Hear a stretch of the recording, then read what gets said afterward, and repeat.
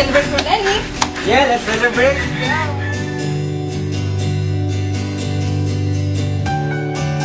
Para nga pala sa'yo, Lenny. Salamat, Vic. Mahal kita. Mahal din kita, Jerry. Mahal din kita.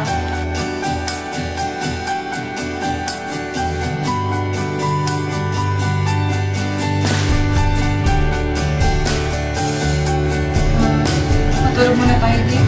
It's time to relax. Gabi na eh. Sige, matulog na muna tayo. Una muna sa lahat, nandito ako para parating yung paspas sa pagpapakasal ng ating anak.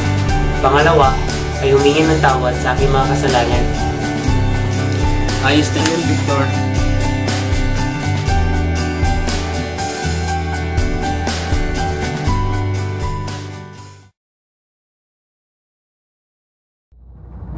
Kung ganon, Mrs. Marshall, paano mo binili ang lupa? Sinabi ko na, di ba? Alam niya yan ang abogado ko. Tsaka alam na rin niya ng anak ko. 27 ano siya nung binili ko ang lupa.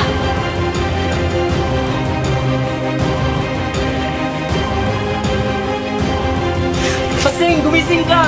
Pasing! Hindi ka pwedeng mawala!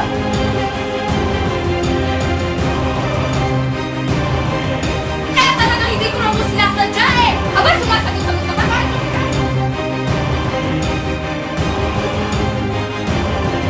Pagtulungan niyo man akong dalawa, hindi nang bago ang isip ko. Ngayon ba? Ngayon ba naluloka na ako?